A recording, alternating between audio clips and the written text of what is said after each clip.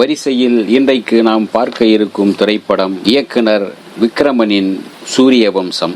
1997 ஆண்டில் வெளியாகி பல மொழிகளில் வெற்றி பெற்ற திரைப்படம் இது. இன்றைய பேன் இண்டியா படங்களுக்கு முன்னோடியாக அமைந்த படம் இது. 1997 ஆண்டு வெளியான வெற்றி படங்களில் குறிப்பிடத்தக்கது சூரிய வம்சம். சரத்குமார் இரட்டை வேடங்களில் நடித்த சூரிய வம்சம். RB சௌத்ரி தயாரித்த இந்த படத்தை இயக்குனர் விக்ரமன் இயக்கியிருந்தார். திரைக்கு முன் தோன்றியவர்கள் சரத்குமார், மணிவண்ணன், ஜெய் கணேஷ், நிழல்கள் ரவி, அஜய் ரத்னம், தேவயானி, ராதிகா, பிரியாராமன், சத்யபிரியா, ஹேமலதா மற்றும் பலர். திரைக்கு பின்னால் உழைத்தவர்கள் படத்தொகுப்பு வி ஜெய்சங்கர், ஒளிப்பதிவு எஸ் சரவணன், பாடல்கள் அறிவுமதி, இசை SA ராஜ்குமார், தயாரிப்பு சூப்பர் குட் பிலிம்ஸ், திரைக்கதை வசனம் இயக்கம் விக்ரமன். சூரிய வம்சம் படத்தின் வெற்றிக்கு பெரும் அளவில் பங்களித்தவை அந்த படத்தின் பாடல்கள் தான். ரோசாப்பூ சின்ன ரோசாப்பூ, சலக்கு சலக்கு, சரிக சேல சலக்கு சலக்கு, காதலா காதலா, நட்சத்திர ஜன்னலில்,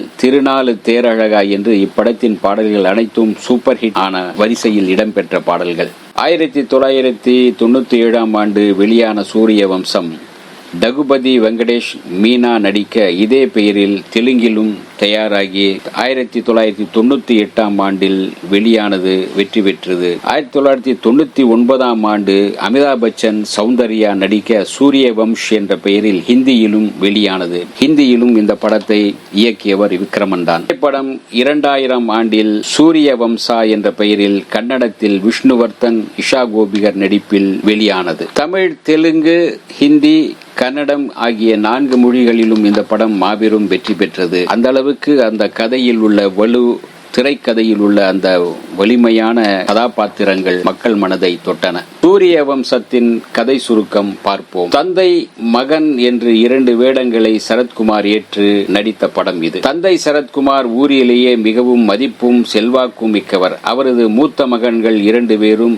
நன்கு படித்தவர்கள். ஒரே மகளும் நன்றாக படித்தவர்தான். ஆனால் கடைசி மகனான சரத்குமார் படிக்காதவர். இதன் காரணமாகவே தந்தை சரத்குமாருக்கு மகன் சரத்குமாரை பிடிக்காமல் போய்விடுகிறது. மகன் சரத்குமார் தான் ஆத்மார்த்தமாக நேசிக்கும் பிரியாராமனை மணந்து கொள்ள ஆசைப்படுகிறார். ஆனால் சரத்குமார் கல்வி அறிவு இல்லாதவர் என்பதால் அவரை மணந்து கொள்ள விரும்பாத பிரியாராமன் தற்கொலை செய்து கொள்ள முயற்சிக்கின்றார். ஆனால் தக்க சமயத்தில் சரத்குமார் அவரை காப்பாற்றி விடுகிறார். பிரியாராமனின் மனநிலையை அறிந்து கொண்ட சரத்குமார், உன்னை எனக்கு பிடிக்கவில்லை என்று சொல்லி நானே திருமணத்தை நிறுத்தி விடுகிறேன். என்றும் நீயே என் அப்பாவுக்கு பிடித்த பெண்ணாக இரு, நான் எப்போதும் போல பிடிக்காத பையனாகவே இருந்து விடுகிறேன் என்று சொல்கிறார் சரத்குமார். பிரியாராமனை மணந்து கொள்ள மறுத்ததால் அப்பா சரத்குமாருக்கு மகன் மீது இருந்த கோபமும் வெறுப்பும் மேலும் அதிகமாகிறது. சரத்குமாரின் சகோதரிக்கு திருமணம் நடக்கிறது. மணமகனின் தங்கையான தேவயானியுடன் சரத்குமாருக்கு ஏற்படும் அறிமுகம் காதலாக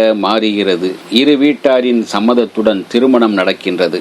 திருமணத்திற்கு பிறகு தேவயானி கடுமையாக உழைத்து மாவட்ட கலெக்டர் பொறுப்புக்கு வருகிறார். சரத்குமாரும் பிரபல தொழில் அதிபராக உருவாகிறார். தந்தை சரத்குமாருக்கும் மகன் சரத்குமாருக்கும் நடுவில் உள்ள இடைவெளியை பயன்படுத்தி சில சதிகளை தொடர்ந்து செய்கிறார் ஆனந்தராஜ். இறுதியில் ஆனந்தராஜின் சதி திட்டங்கள் முறியடிக்கப்படுவதுடன் மகன் சரத்குமாரின் நல்ல குணங்களையும் புரிந்து கொள்கிறார் தந்தை சரத்குமார். அனைவரும் ஒன்றிணைந்து மகிழ்ச்சியாக குடும்பம் மலர்ந்து தொடங்குகிறது. இதுதான் சூரிய வம்சம் படத்தின் கதை சுருக்கம். குடும்ப பெண்களை கவர்ந்த கதாசிரியர், இயக்குனர் என்கின்ற பாணியில் விக்ரமனின் இன்னொரு வெற்றி படமாக சூரிய வம்சம் அமைந்தது.